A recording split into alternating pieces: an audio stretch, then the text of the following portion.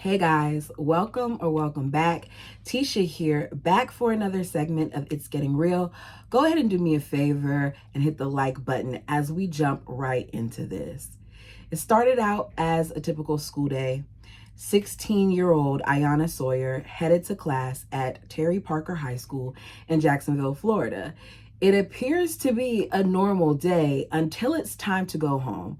Her sister gets on the bus and she's looking for her sister, waiting to see if her sister arrives with no Ayanna in sight.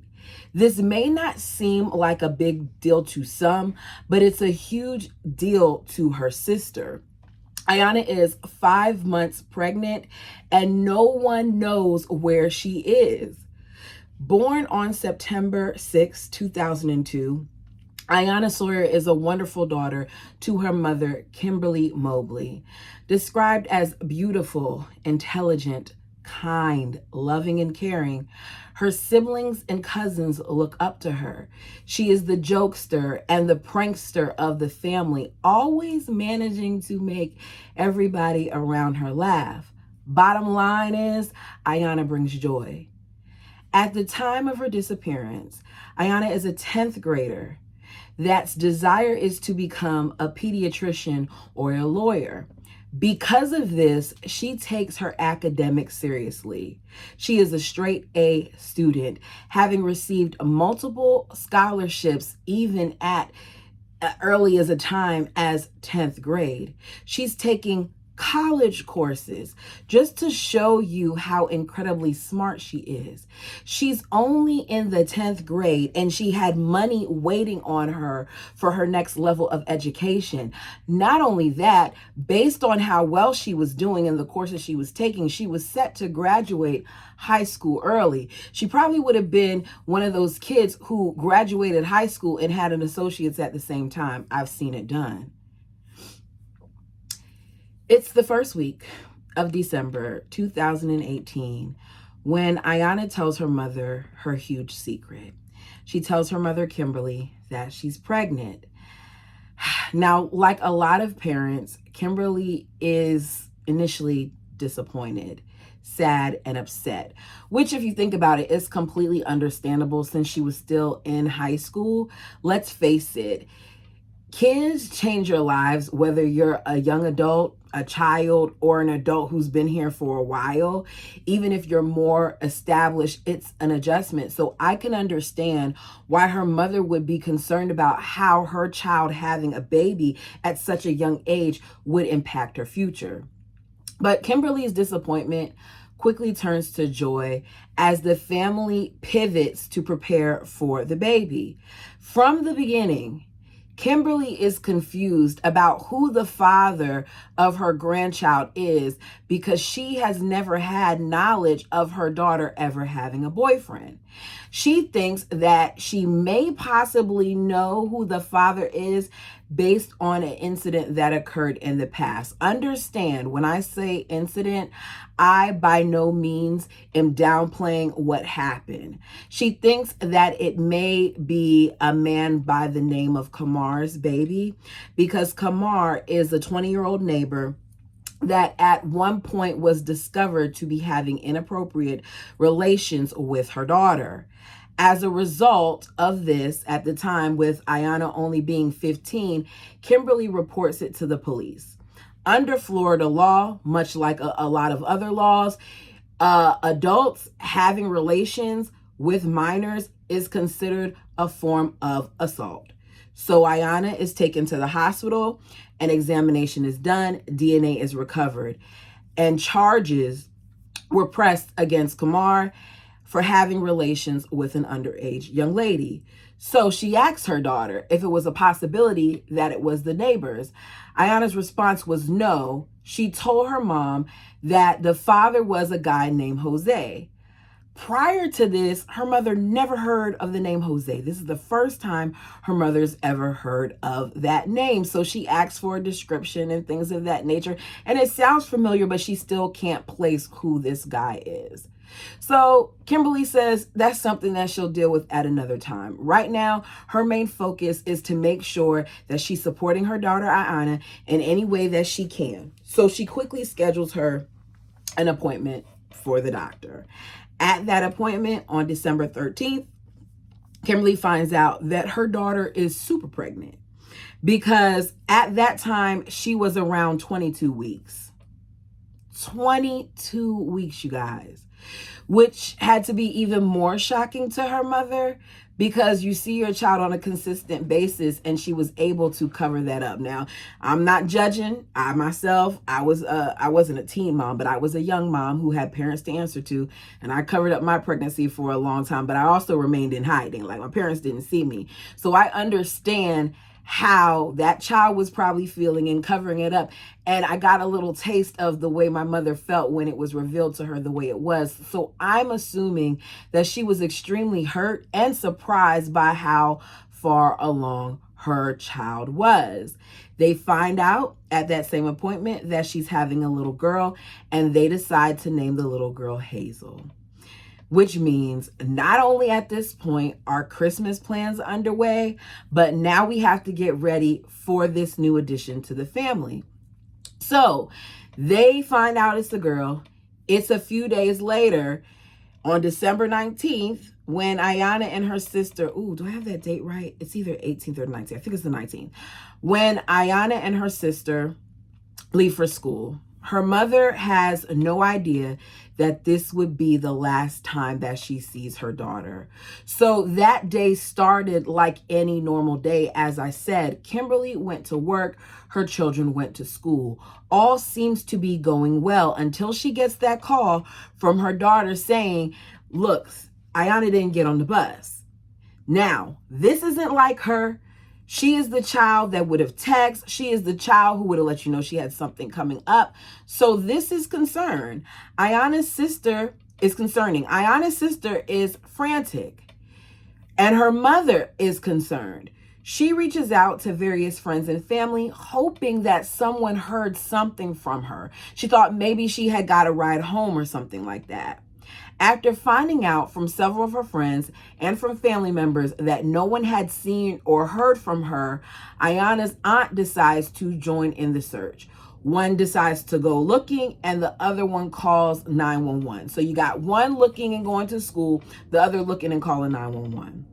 While friends and family are out searching, her aunt is answering dispatch questions. She informs them that Ayana is missing and she's not sure if it's foul play because she's asked that question and she's like, I don't know. So upon the arrival at the school, when they checked the cameras and things of that nature, the cameras from the school caught her leaving school at around 11 a.m. with two large bags. One looks like it has books in it. The other looks like it has personal items in it. So they now know that she left early on her own, but they can't see who she left with. It is initially thought that she ran away because of the duffel bag and because of the manner in which this was done. So a bolo is put out.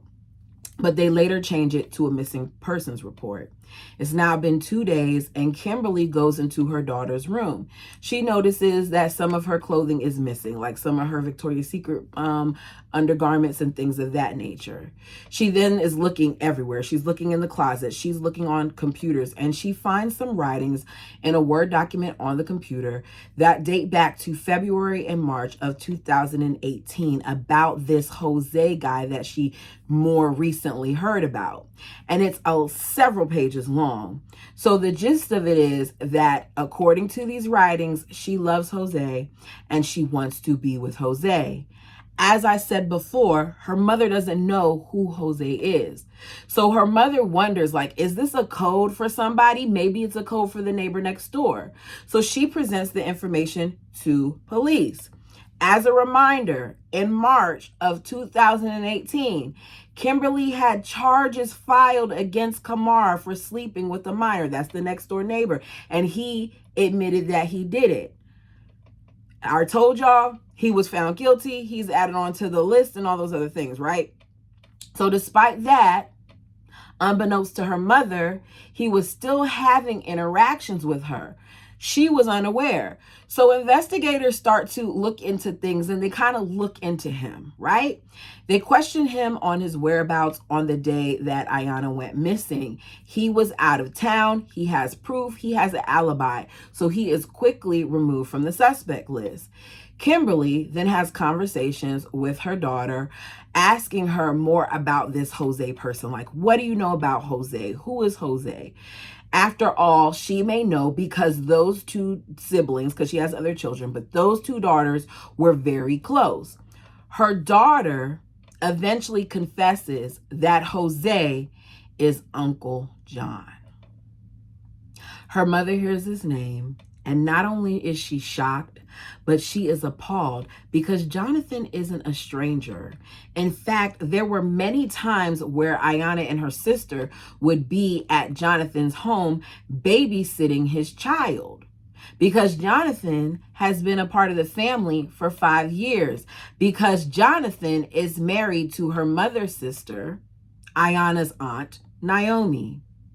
That's right. You heard me right. He's married to Naomi, who is Kimberly's sister, who is the aunt of Ayanna. So police go to Jonathan and Naomi's house. All seems well. He doesn't seem too shaky, nor does she. They're invited into the home to search if they need to and all these other things. He claims not to be involved. And his wife says, that they've just been trying to help the family, but the family isn't communicating with them because of the document Kimberly found. Excuse me? If my sister told me that she found a document stating that my niece was in love with a guy named Jose, who her sister is saying is my husband, I would not be nonchalant about it. I would not be on camera sounding as if it's not that big of a deal. I would be investigating this, much like those investigators are investigating it. People have to start taking these things seriously. The sister then claims that something like this happened before, and I'm confused because what do you mean something like this happened before? Your man was accused of doing something to your niece, and you think that there may be truth to it, and you just brush it off? Over the past year, Naomi had needed additional help with from the girls, helping to watch her child because she had got a job. So Naomi at times went to work. The girls would help babysit, sleeping on couches in the living room. Her husband would communicate with the girls through Snapchat. Highly inappropriate to me. Why are you on an app like that to communicate? If you have their phone number, text them or call them or speak with her mom. It just something about it. Just as soon as she said it, I could feel myself being like, this isn't right. So it's discovered that that was the main way that he communicated with the girls. I don't understand why you wouldn't just text, because to my knowledge, correct me if I'm wrong, but on Snapchat, those messages vanish. So over the course of the investigation, we learned that the family didn't trust or like Jonathan, that a lot of them had weird vibes about him, that they felt like he oftentimes was inappropriate, and they just didn't feel like he was on the up and up. Naomi once even asked Ayanna and her sister, according to her, in the early months of 2018, if Jonathan had ever done anything sexually inappropriate with either one of them, which means that Naomi felt something. That is not something that you just ask a child unless you saw something or you felt something within your man that made you think that that was a possibility, which means she should have trusted her gut. When you feel the need to ask those type of questions, it's because your gut is trying to tell you that something is not right. There were also times when people noticed things for themselves. For example, a month before her disappearance at Thanksgiving, her grandmother witnessed a hug between Jonathan and Ayanna that she felt was extremely inappropriate. There was a family chat where this was discussed, as well as another chat where one of Kimberly's sisters felt like the description of Jose matched Jonathan, and she wondered if Jonathan was actually the baby's father. That is such a major leap to me. It makes me wonder what else they saw, because just because someone has a similar description to my brother, would it make me say, oh, that could be my brother that she's talking about in that diary, especially given that this man is in his 30s and my niece is a teenager. She is a child. Naomi gets upset, claims that there's no need to wait. If y'all think that's the case, y'all can go ahead and do a DNA test now. Between the exchanges with the family and what friends as well as others have told investigators, they are now starting to look into Jonathan. Around December 27th, police visit the home of Jonathan and Naomi. They bring Jonathan to the station to later interview him. He gives his DNA. On the tape, when he's being questioned, he says, I have nothing to do with that girl disappearing whatsoever. That girl? That girl? Who's that girl? This is a girl that watched your daughter. A girl that you said you advised, a girl that you were close to, a girl that helped you, a girl that's, according to you all, spent lots of summers at your house, and you're calling her that girl? The way that he said it and when he said it, I felt the hairs on my arm stand up, because the moment he said it, I said, this man is guilty. He did something to her. He did something to that girl. On January 7th, 2019, it is revealed that the DNA of Jonathan matches DNA that was found on the kit that was done on Ayanna back in 2018 when the neighbor got charged. So I didn't tell y'all this, but the investigation that was done, they found 2 different profiles other than Ayanna's on her underwear. So they found the neighbor's and they found another one that they couldn't identify. Once they got his DNA after he gave it to them, they put it in their system, and sure enough, it was a match for the other sample that they had obtained that they didn't know whose DNA it was. Now, that's going on. While that's going on, you also have Jonathan's brother, who becomes increasingly concerned about what he's seeing. His brother's name is Joseph. Joseph deserves all of the kudos in the world, because Joseph took a step that has probably caused some division within his family, but I respect him for doing it, because had it have been me, I would have done the same thing. Joseph's brother calls the police, lets them know, look, I got some information about my brother. It turns out that on the day of the young lady's disappearance that I'm seeing all over the place, Ayanna, that, I had several missed calls from my brother. When I finally answered my brother's call, he told me that, he had to do something, that, this girl probably had a baby, was possibly pregnant with a baby that was his, and that he couldn't risk her having the baby, because if she did, it would ruin his family. So he had to get rid of her. Meaning, this man openly admitted on the phone to his brother that he unalived this pregnant girl that was 16 years old because he couldn't keep his piece in his pants. Because he couldn't keep his hands to himself. Because he could not be the predator that he is. He allegedly shot her and placed her in the dumpster. He says he feels like his brother felt like he had no other choice. That he asked her to terminate the pregnancy and she wouldn't. And he didn't know what to think. But after seeing the things on the news and after thinking back to what his brother told him and knowing that this young lady is missing, he feels like, okay, maybe my brother wasn't joking here. So I got to tell police. And I'm so glad he did, because I couldn't imagine what it took for him to do that.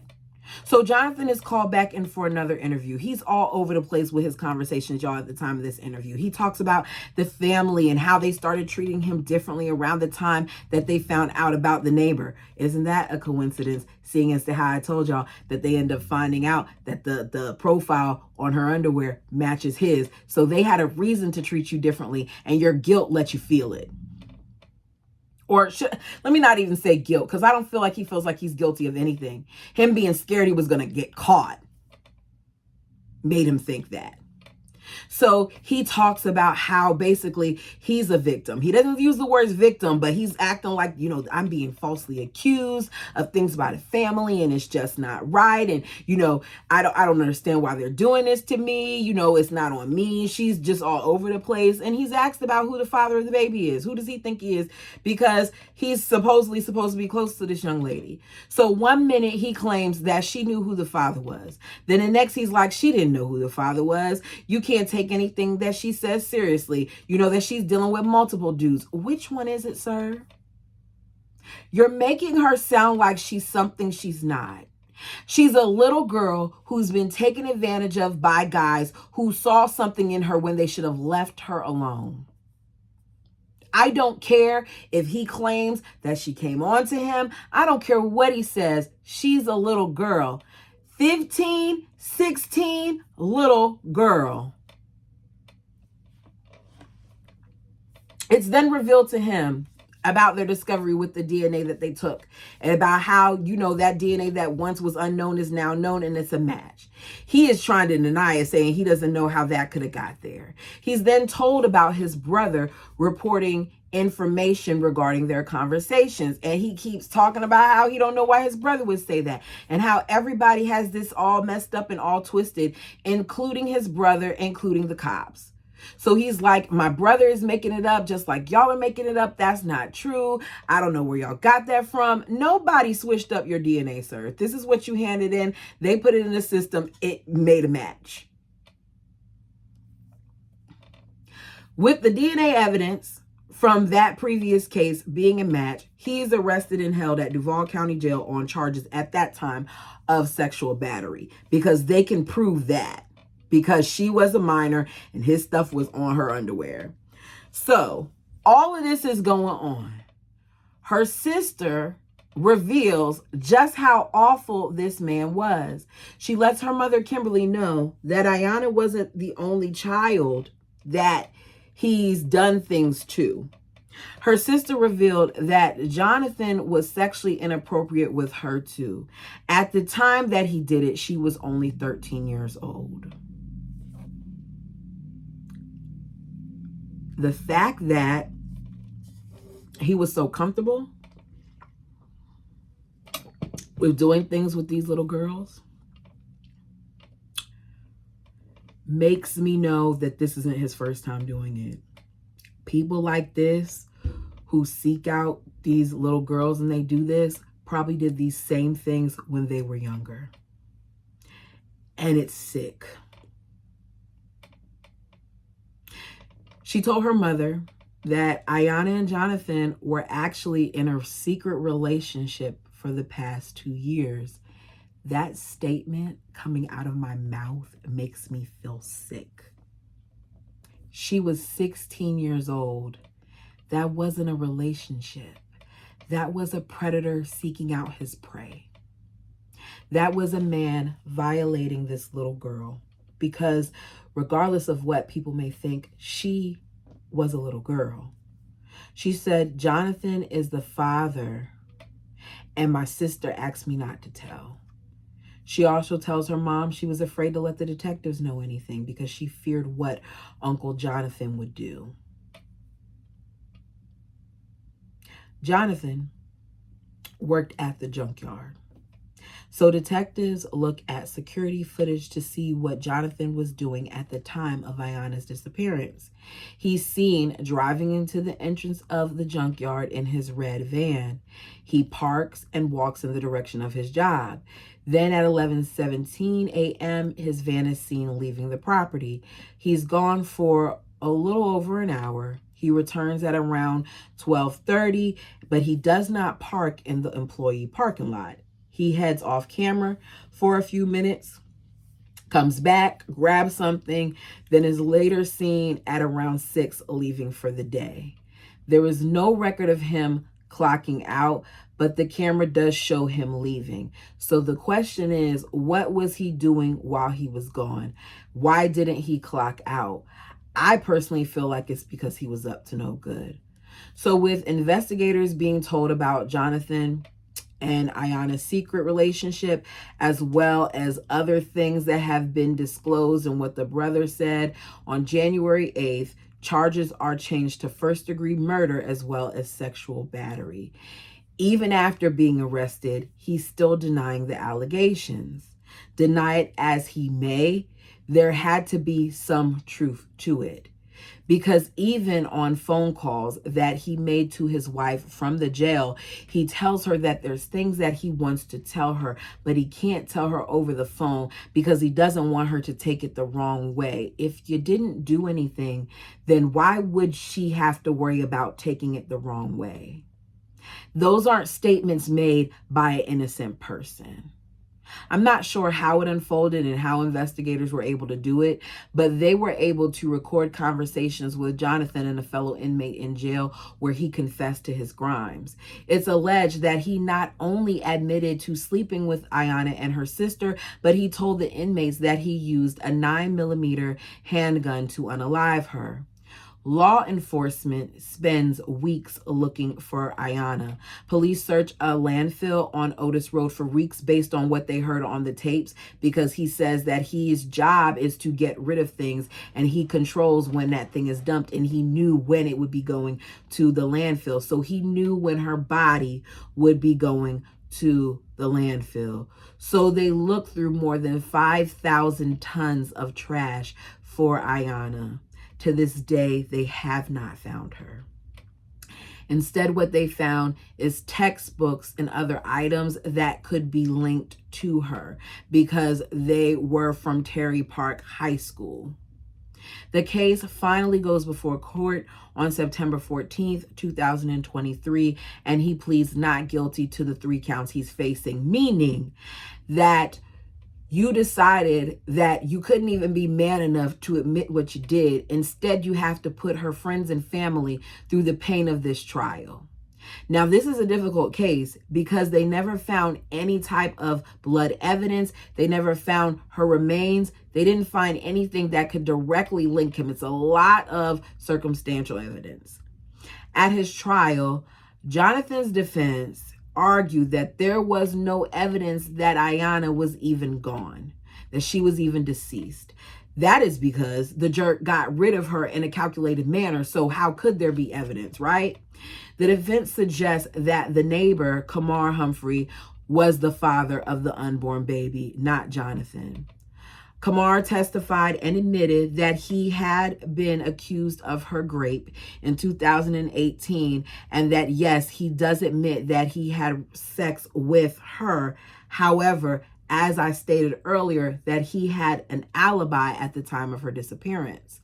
Ayana's sister then testifies, saying that she was also sexually aided by Jonathan when she was 13 years old. The courtroom was shown copies of messages that they recovered where in September of 2018, Jonathan is saying that he is so in love with Ayana, amongst other things. Her sister testified about the alleged abuse. I'm going to make sure that I leave a link down below. I'm going to leave several, but the way that the defense attorney was questioning her sister as she was telling her story, as she was saying what happened to her, bothered me, because it often is a reason of why so many victims tend to not come forward, because of how they're questioned and because of how they're made to feel. It was to the point where the judge had to kind of tell her to chill out. Whew. So her sister described that some of the things that he was doing was inappropriate touching, kissing, as well as multiple sexual encounters. She said she even witnessed some of this between Jonathan and her sister. She says she kept it a secret because she wanted to maintain her relationship with her sister. She wanted to protect her. And as she was talking on the stand, she got emotional talking about the interactions that she had last with her sister. She testifies that her sister and her aunt were basically pregnant at the same time. And Jonathan wanted her sister to get a. to unalive the baby, but her sister refused.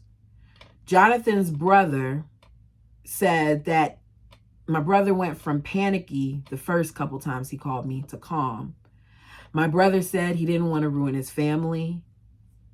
He said that he lied to Ayanna, picking her up from school, saying that they would run away together. In my opinion, he groomed her and she believed him. On December 12, 2018, Joseph wrote this to his brother. I can't talk to you right now. I have to stay firm in my decision. I might have got that date wrong again. What you told me isn't some joke or something you lied about. So yes, I told the police because they needed to know. I'm sorry I have to do the right thing for that girl and her family, not the right thing for you and your selfishness. I'd hate to lose you, but I'd rather that the girl's family have some peace. If you're innocent, then you don't need to worry, and they won't find her body. But if you are not, then they are going to find her in that case. I already lost my brother. I'm not sure if I had the date right. But the point is that he wrote his brother a message telling him that, look, I got to tell on you. If you didn't do it, then you don't got to worry about it. The jailhouse informant also testified and said that Jonathan had confessed the murder to him, testifying to him saying that he tried to strangle Ayanna, but he hadn't been able to be successful. So instead, he shot her in the chest with a 9mm handgun, one he had used at the gun range the same day that she disappeared. He made sure that he did it around a time where a lot of trash would be dumped, so it would be hard to locate her body. He wrapped her in carpet and put her in a dumpster, which he knew was going to be empty that same day, and he dumped her backpack separately. I can't begin to imagine the thoughts of that little girl when she realized that he was going to kill her. At the trial, Kimberly, her mother, read a statement in court, giving a better idea of who her daughter was. Ayanna was Ayanna was always happy-go-lucky, and she would always have us cracking up laughing. Ayanna was full of life and wanted to do so many things. She wanted to be a pediatrician and maybe a lawyer. To my mom, she was always going to be a lawyer because she could talk her way out of almost anything. She was thoughtful, caring, responsible, ambitious, articulate, a leader, a comedian, and so many other things. She was just a breath of fresh air. She wore a shirt that said "Long Live Hazel," which would have been her granddaughter, with the sonogram. She said, "I'll never hear my granddaughter's first cries in the delivery room. I will never get to hold my granddaughter or give her milk. I will never get up with her like I did with Ayanna. I will never get to see her be a mother. She was so happy when I told her I was going to take maternity leave when the baby was born." Just goes to show you the amount of support that this young lady had in her family. After she spoke, the judge gave some statements as well.